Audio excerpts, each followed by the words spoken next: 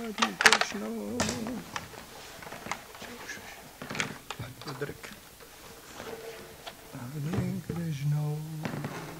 you got this morning?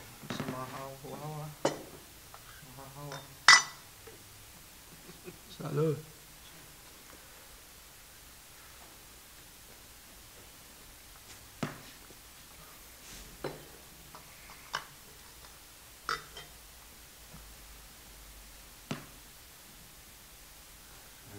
Damodar Kumar Prabhu. You always seem to be coming up with all these different nice projects to paint and keep things nice and clean. I think pretty soon you need to clean out these big bowls and the chandeliers, otherwise there's enough dirt in there we could start using them as planters. If you look at it, you could probably start putting plants up there, but maybe you should. It's getting kind of thick. It's been a few years. There's some history there. Probably find some. We found sweets from a Govardhan. Yeah. Sometimes you find sweets up there from Govardhan Puja. But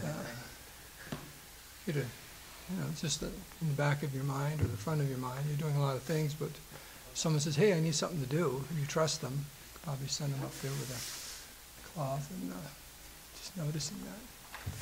Halloween's over, so we don't need the special effects. Cobwebs and so this morning, let's see. Text 8, text 9, text 10. Narada Madhava. Hare Krishna.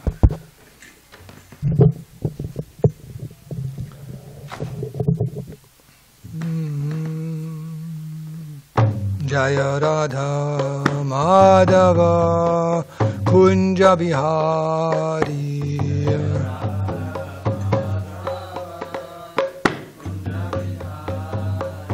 Jaya Radha Madhava Kunja Bihari.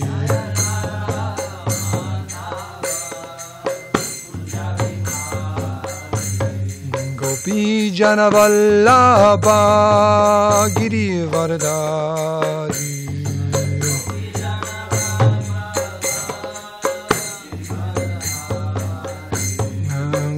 Jana Vallabha Girivardhari.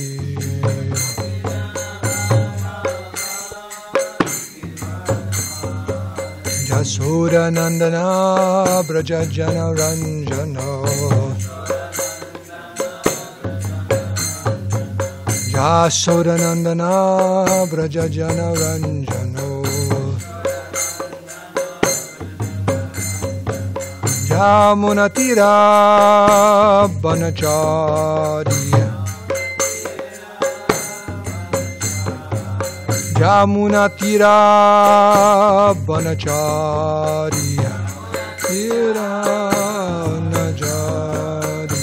Jayo Radha Madhava Kunja Bihari.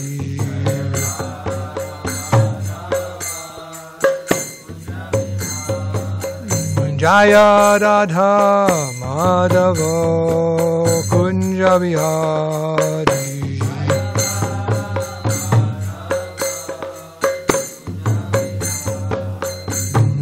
Gopi Jana Vallabha Girivardhari.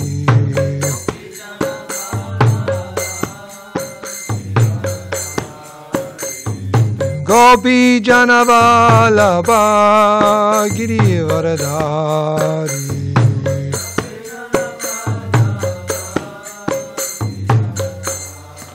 Jasura Nandana Braja Jana Ranjana. Jasura Nandana Braja Jana Ranjana. Yamuna Tira Banachari. Yamuna Tira Banachari. Jayo Radha Madhava Kunja Bihari.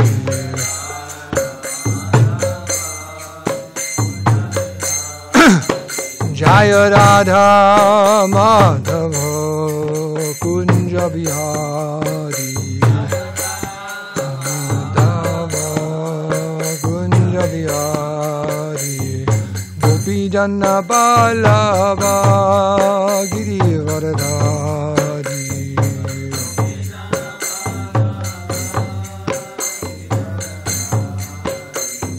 Gopi Jana Vallabha Giri Varadhari Giri Varadhari Yasoda Nandana Braja Jana Ranjana Yasoda Nandana Braja Jana Ranjana Jamuna Tira Vanachariya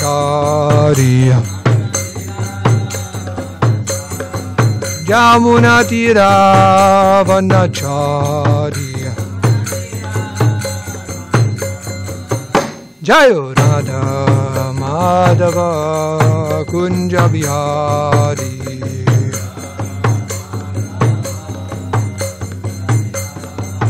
Jaya Radha Madhava Kunja Bihari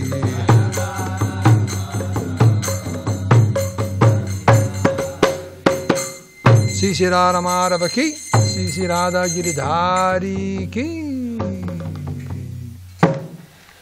Jayo Vishnupad Paramahamsa Parivrajika Jaja Sudara Sri Mati His Divine Grace Abhay Charana Aravinda Bhakti Swami Srila Prabhupada ki jai Grantara Srimad Bhagavatam ki jai Samveda Bhakti ki jai Go Paremanandi All glories to the assembled devotees All glories to the assembled devotees All glories to the assembled devotees All glories Sri Sri Guru and Sri Gauranga Om Vishnu Padaya Krishna Vastai Murli Srimati Bhakti Vedanta Swami Niti Namanasti Saraswati Devi Gauravani Kucharini Nivashe Shushuni Vadi Paskadya Radhe Radhe. Check the volume on this, Bhakti Larry. I think I need a little bit more.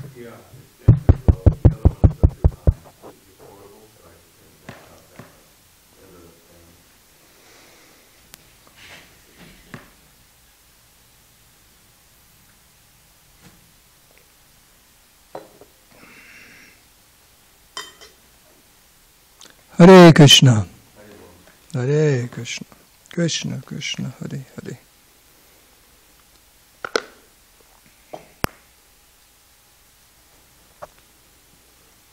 So this morning we're reading from the Srimad Bhagavatam. Well, can you hear me? Oh. Everything's okay? Everyone can hear me okay, right? Okay, let's leave it at this. I don't know fire and brimstone. Can I hear in the kitchen?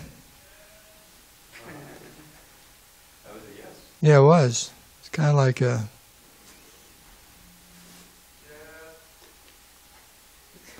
Not too happy that I'm giving class today, kind of a yes. We can hear you. Here he goes again. That guy's back in town. And, okay, take it or leave it. So we're reading from the Srimad Bhagavatam, 3rd Canto, Chapter 27, Understanding Material Nature. We're on text 10 this morning.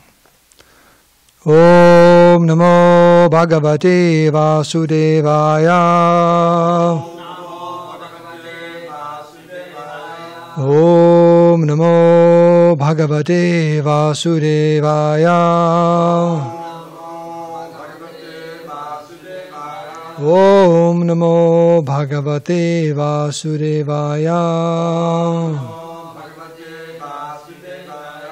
Narayanam Namaskrityam Naram Chaiva Narottamam Devim Saraswatim Vyasam Tato Jamudirayat Srila Prabhupada ki jai. Text 10. Nibritta Budhyavasthano Duri Bhutanya Darshanaha Uppalabhyat Manatmanam Chakshuse Bharkam Atmadrik. Nibritta Budhyavasthano Duri bhutanya darshanaha Upalabhyatmanatmanam Chakshusevarkam atmadrik Nibritta budhyabasthano Duri bhutanya darshanaha Upalabhyatmanatmanam Chakshusevarkam atmadrik. Please chant. Nivritya buddhyabasthano Duri bhutanya darshanaha Upalabhyatmanatmanam Chakshusevarkam atmadrik. Yes. Nivritya buddhyabasthano Duri bhutanya darshanaha Upalabhyatmanatmanam Chakshusevarkam atmadrik.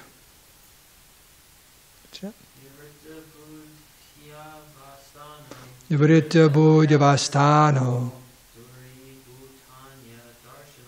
Duri bhutanya darshanaha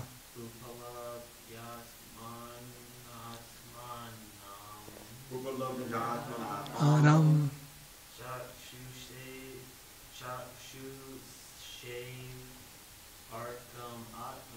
Chakshusevarkam atmadrik. Nivritya buddhyabasthano Duri bhutanya darshanaha Upalabhyatmanatmanam Chakshusevarkam atmadrik.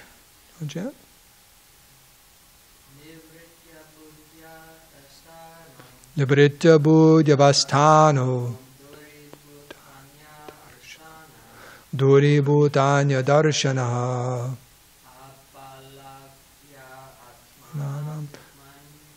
Upalabhyatmanatmanam Chakshusevarkam atmadrik. Very good. Word for word. Nibritta, transcended. Buddhi asvatana, the stages of material consciousness. Duri bhuta, far off. Anya, other. Darshanaha, conceptions of life. Upalabhya, having realized. Atmana, by his purified intellect. Atmanam, his own self.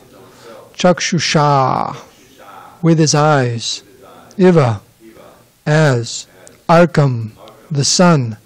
Atmadrik, the self-realized. What Sarvadrik would mean, seeing everything, right? Sarvadrik in Sanskrit. Atmadrik, yeah. Somebody from Denver named Sarvadrik. Came out here in the old days. Yeah, Sarvadrik. He came out to see how we ran the Bhakti program. Him and Karnamrita, who has a cancer. He's writing those articles, and he wrote the book. They came out here. The first day they came, went on Harinam, we all got thrown in jail. So welcome to the Bhakti program in SanDiego. Spent the evening in jail together downtown. And the compliments of Officer Gajkevich was his name. Yeah, he used to harass us. But anyways, Sarvadrik, nice devotee. Translation. One should be situated in the transcendental position beyond the stages of material consciousness and should be aloof from all other conceptions of life, thus realizing freedom from false ego. One should see his own self just as he sees the sun in the sky. Now, this must be a tough verse if you're living in Seattle or Vancouver or something like that, but here in SanDiego we can relate to it. Okay, please repeat. One should be situated in the transcendental position beyond the stages of material consciousness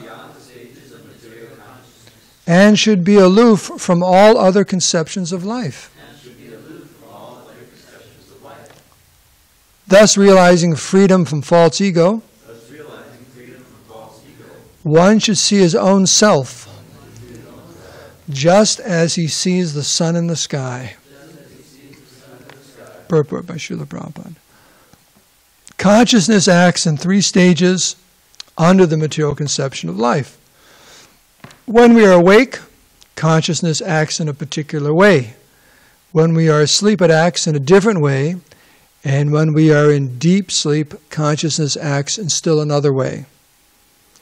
To become Krishna conscious, one has to become transcendental to these 3 stages of consciousness. Our present consciousness should be freed from all perceptions of life other than consciousness of Krishna, the Supreme Personality of Godhead.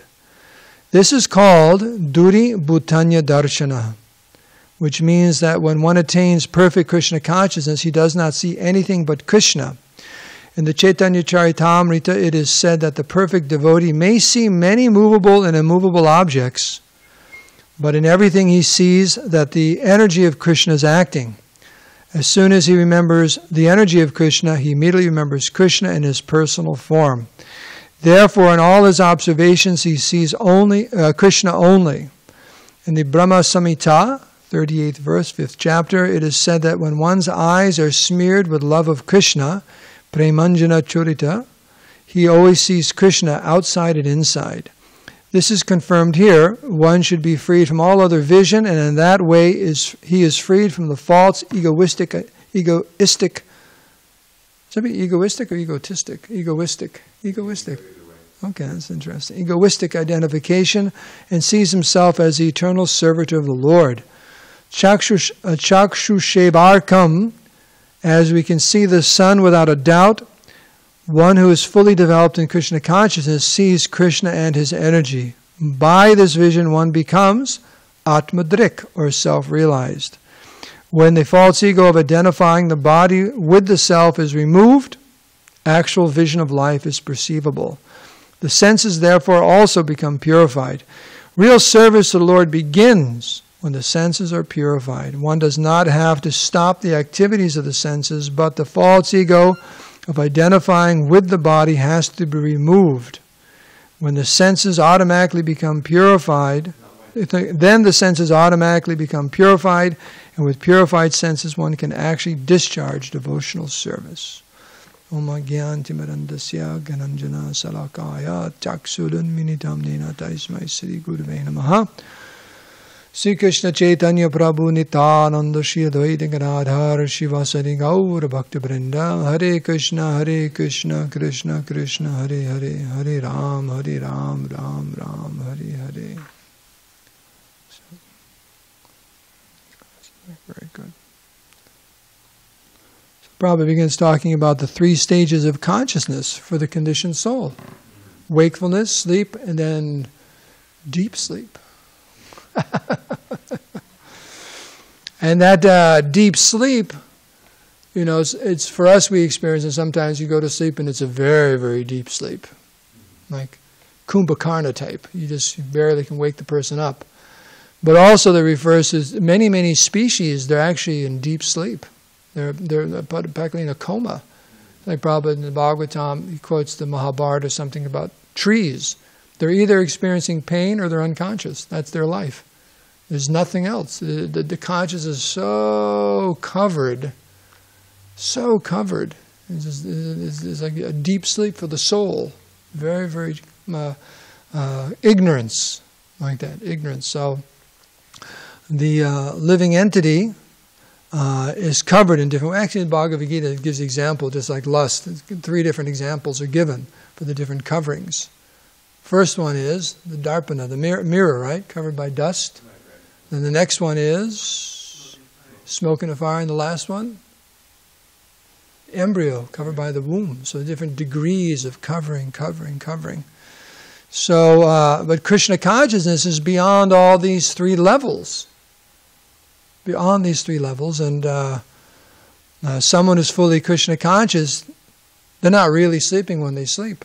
And when they're awake, they're fully conscious of Krishna, and they're just beyond all these different stages. And I think it's Shruti Kirti, probably there's even references with Harisari Prabhu, with Srila Prabhupada, that probably like taking rest and just doze off, having a conversation, and then later on pick up right where he left off, hours later or the next day. You think, well, he just, but actually he's just not on this platform of time and consciousness. You just pick up right where he left off, like that. So it's a different level of Krishna consciousness. The soul is beyond these stages of mundane consciousness, because the soul is, because we identify with the body, you could say, and the mind, then we're affected by the different levels of a perception that the mind allows us. Like that, it doesn't allow anything else. So this is the ignorance of the conditioned soul, and it's all there because of identification with the material body. Like that. So it's some explanation here of what the transcendental position is beyond these stages of material consciousness. And it says that one who's fully Krishna conscious doesn't see anything but Krishna, because that's what it means to be Krishna conscious. You're always conscious of Krishna in every single condition. And the famous verse there in the Chaitanya Charitamrita, is this a conversation with Sanatana Goswami? When Chaitanya Mahaprabhu gives the example, moving and non-moving, when the pure devotee sees. Oh, yeah. I think is it devotional service with Sanatana Goswami? I think that's the conversation with Ramananda Roy. Ramananda Roy. Yeah, Okay. Ramananda Roy says, oh, I see you as Radha Krishna. Oh, that's because you're so Krishna conscious. Okay. That's where it is. So that moving and non-moving, when the pure devotee looks, but he only sees Krishna. How is that? Because he sees everything as the energy of Krishna. The example is given just like a mother sees the little shoes of the child, right? First day. Right there. So immediately, in fact, sometimes they take those little shoes and they gold plate them or silver plate them and bronze or something. Oh, I have money, and they keep them, right there. And every once in a while they pull them out and cry, remembering the little shoes and things like that. So and what are they seeing? They're not seeing the shoes. They're seeing the child, right? Just like my wife. She's never here. Many women do this. Mothers, they save their children's baby clothes, like in a box. Of course, they say, "Well, I'll give it to my, granddaughter, my this and that and the other thing." But they save them. And when they pull them out, this is what my child wore when the kid was about that big, or whatever, So they immediately start, remembering how the little child looked and so on. So that's there. Why? How is that affected? It's because of love. If you have no affection for that person, you think, this is a bunch of old clothes, like that. Just get rid of them, like that. So one person's looking at that little pair of shoes and they're crying out of affection. Another person's just thinking it's a stinky old pair of shoes. They're all worn out, right? So what's the difference? It's the love in the heart, and that's what Prabhupada is referring to. This verse in Brahma Samhita, this premanjana chorita bhakti valochanena santa sadaiva hrideshu balokayanti yam shayam asundam achincha guna surupam govindamari purusham tamaham bhajami. So there's prem anjana. Anjana means ointment. So there's an ointment out there called prema, the premanjana ointment. So when the eyes are anointed with premanjana, bhakti balochanena, in the heart, right, of the devotee, his eyes, what is he seeing? Yam shayam asundaram, achinta guna surupam. That means the form, right? The inconceivable, beautiful form of Shayam Sundara. That's what he sees everywhere. Can't help but see the Lord. And it's not like you look around and see all these little Vishnu stickers on everything or something like that.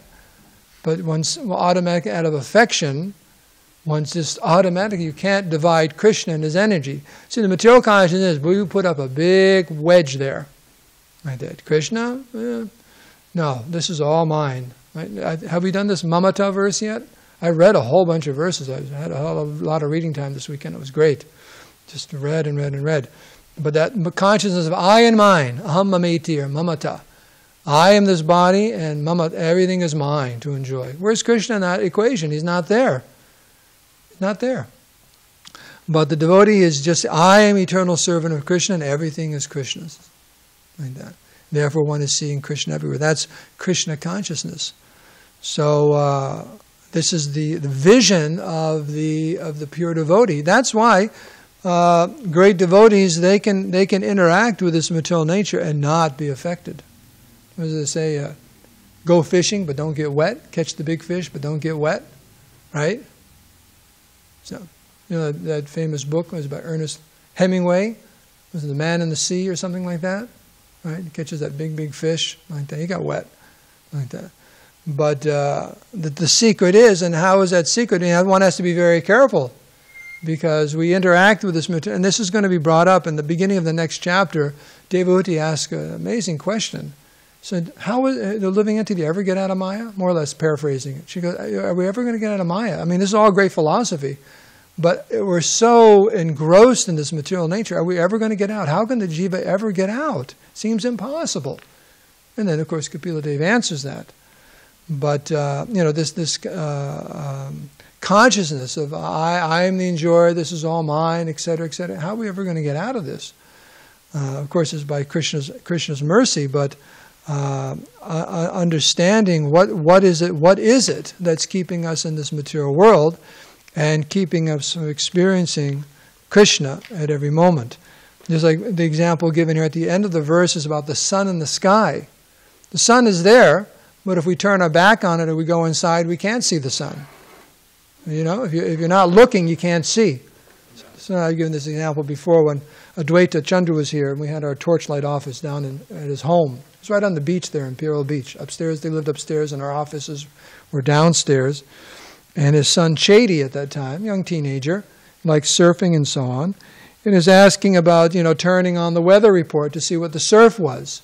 Now, this house had windows, about that big, looking out to the water. His father looked at him and said, why don't you just turn around and look out the window? He was going to try to, turn on the TV to find out what the surf report is. And his father said, why don't you just turn around and look out the window? Oh, brilliant idea, right? So if our back is to the sun, all we see is shadow. Or if we go inside, we can't see the sun. So whose fault is that? Is that the sun? No, it's not the sun. It's the sun's fault. So seeing the sun, you have to look at it. Like that. So to see Krishna, to see the soul, we have to look in the right direction or have the right consciousness. So that's the vision of Atmadrik, or self-realization. And that means, Prabhu would say, seeing Krishna means seeing the self. Right? Just like when you see the sun, you see everything.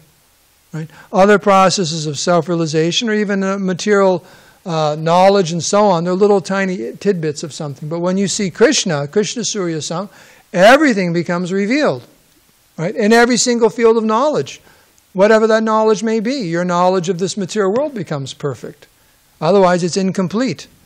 Just like I was listening to a lecture the other day on the plane coming back, Hridayananda Maharaj was saying this thing about how and why in philosophy or science. They try to answer the question of how, and they try to think it's, they slip that in, that's the why, but it's not. Just like, how is the sky blue? Refraction of lights and dust particles and this and that and what have you. Yeah. But that isn't why it's blue.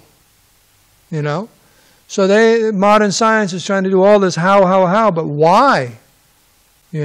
How is this body working? They can barely figure it out. Even one cell we can't figure it out. But why is a greater question. That's the big one. They haven't begun, because how can you, unless you insert the supreme intelligence into the material nature, you never understand. Because why means he said, why means a purpose, and purpose means a person, right? Just like, why are you sitting here in class? How are you sitting here in class? How are you sitting here in class?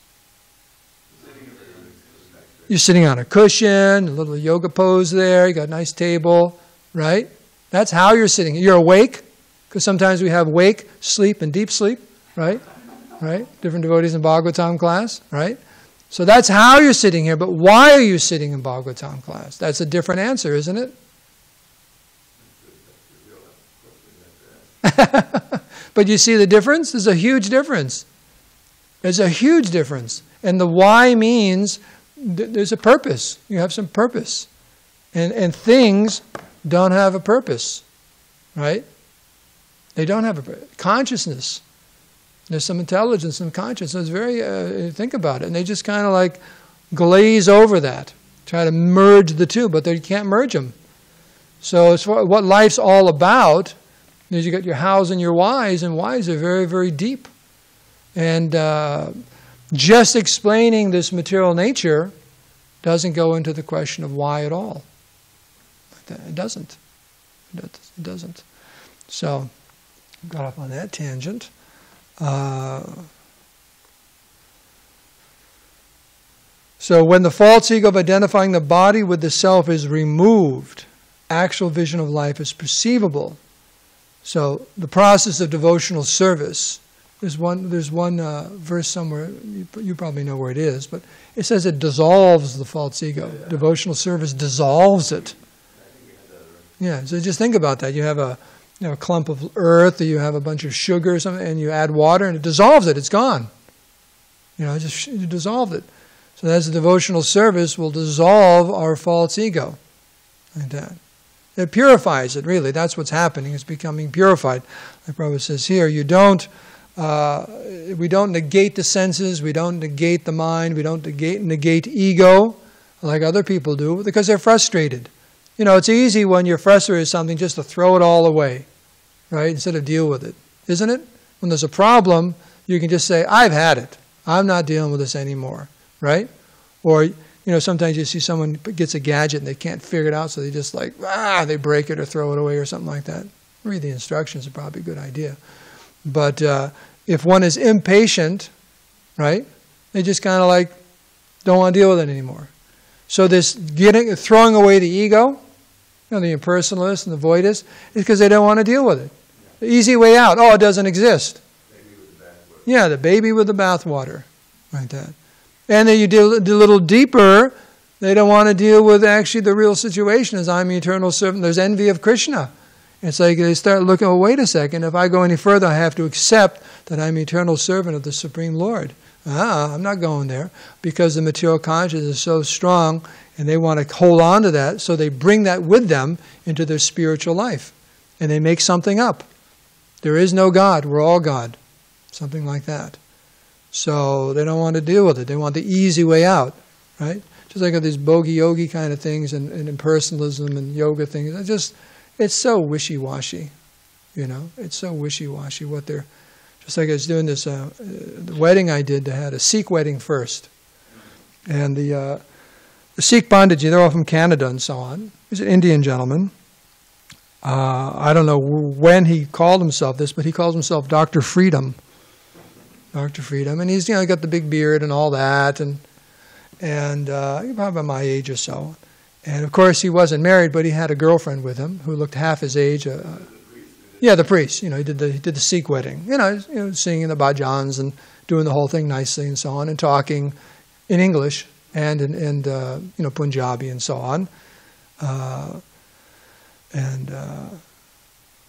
She's an American girl, with that kind of vapid New Age look on her face.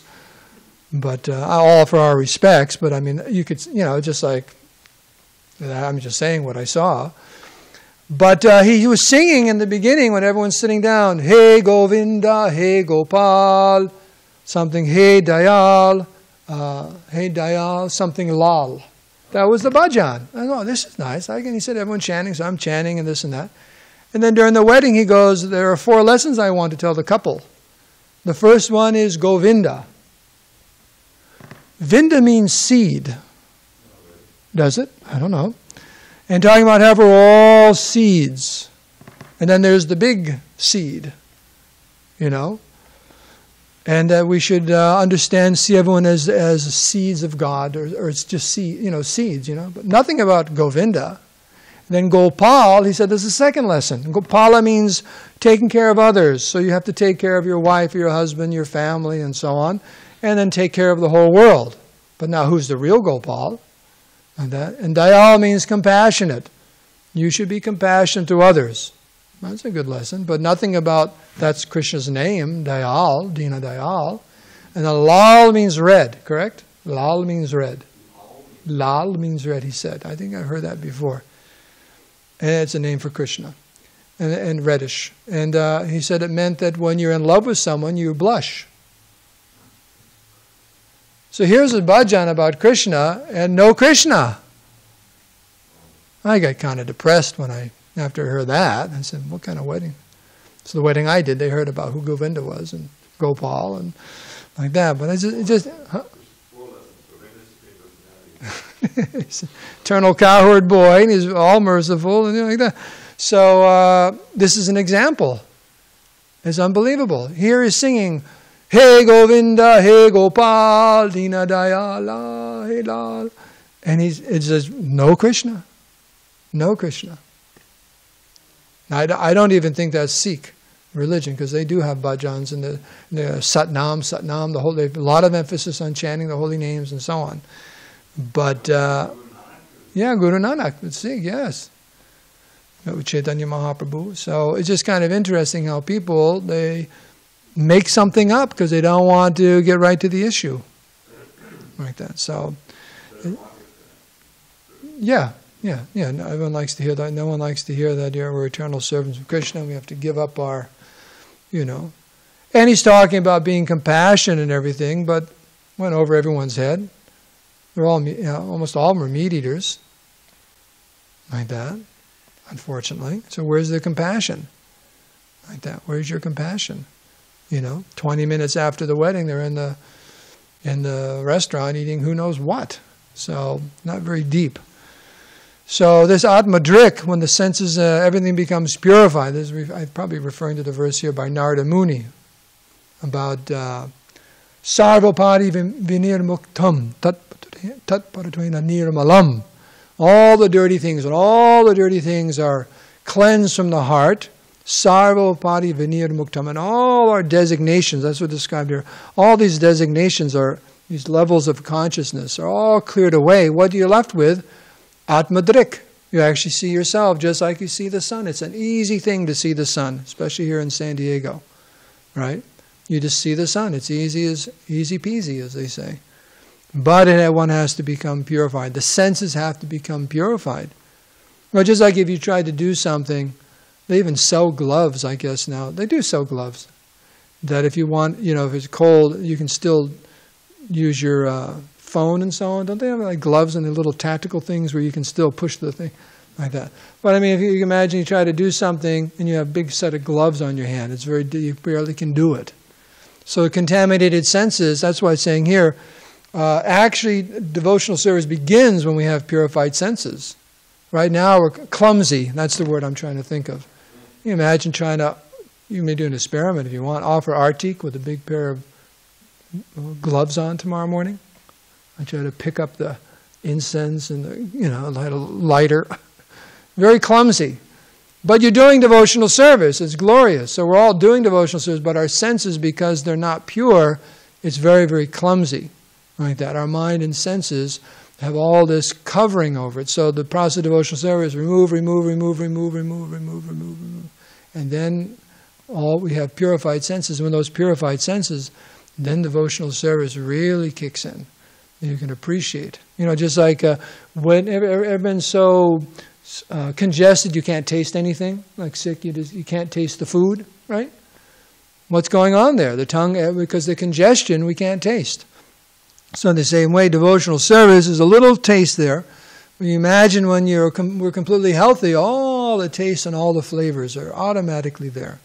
So that's what we're looking for. So that's what's being encouraged here in the process of devotional service.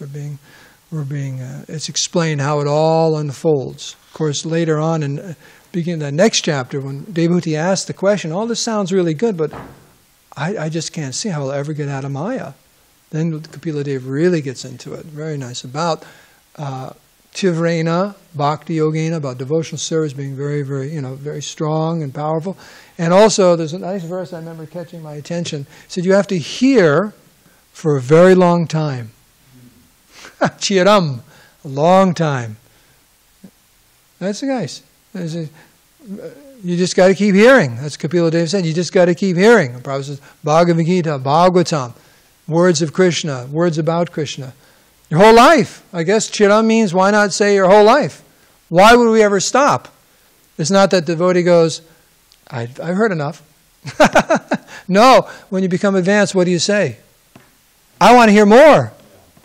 I don't want to stop. I'm never satiated. Isn't that amazing?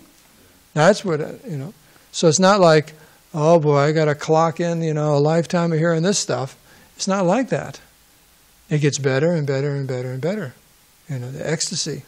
As you're reading in the, I should end, right? Or breakfast is probably later. Because he wants to hear. That's it.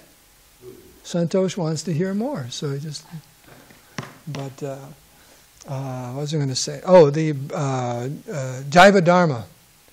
Those conversations, the devotees are coming and speaking and so on, and sometimes there's a description, they were all sitting around, and they pick one of the great devotees to speak to someone and so on, and then how they're all in ecstasy. They're just swooning in ecstasy, just hearing the Bhagavatam and the philosophy of Krishna consciousness. And then afterwards they all praise the speaker and offer their obeisances, and everyone's in great ecstasy. And just hearing how this is how the great souls are hearing the Bhagavatam and so on. So we can end here as far as I'm speaking. Is there any other questions or comments? One quick comment. The verse you're looking for about the dissolving. Uh-huh. That's in the 25th chapter, a couple of chapters before. I think it's 33. Bhakti, devotional service, dissolves the subtle body of a living entity without separate effort. Just as fire in the stomach, that's all that we eat. There you go. Kosha.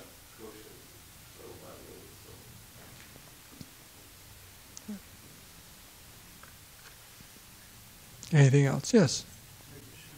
You said, I think you read that this is devotional service starts when the senses are purified. I want to know, wouldn't just performing sadhana bhakti for the purpose of purifying your senses be considered bhakti yoga or devotional service? Yeah. Within itself, because it's an act of trying to purify your senses. Yeah, I made that point. It's clumsy now. We're clumsy. We're not steady. We're not. So many descriptions are there, but we're beginning, and it's glorious. You have to start. You have to start sometime. But the point being made is when the senses become completely purified, that's when pure devotional service, advanced devotional service begins. The senses are no longer an impediment. Right now, they're an impediment. The eyes, because they're all gunked up like that. All. Like you learn how to play the piano, and you go to the teacher, and you play the arpeggios and the scale, and then playing. Oh, one thing you're playing the piano. But when you actually get good, now you're playing the piano. So you're doing the service, sadhana bhakti, you're doing sadhana bhakti, you're doing bhakti. So when you become pure, now we're really good. It's like walking, the baby steps, the first few steps, the child. And that child grows up and becomes an Olympic runner, So it's all moving, but there's a difference. Yes? Yeah, I can totally relate to this. Just want to share that. I've been chanting for 5 years and been reading Prabhupada's books for a long time. And this is actually my first formal time staying in the temple. And I've been learning a lot of etiquette and some what needs to be done, protecting the purity and the sacredness of these artis and these worships, because people come in and they don't really understand and they receive guidance, and it can seem they take offense, they don't think they're doing it right or how they come across, but it's really guiding them to align with those principles so they can be more of a pure devotee and offering respects how they were taught to us to carry out the Guru instead of just making that message out. Good.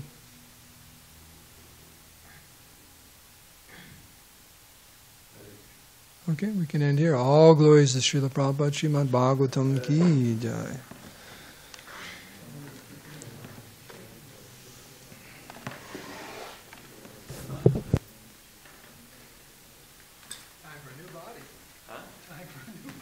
I feel like that's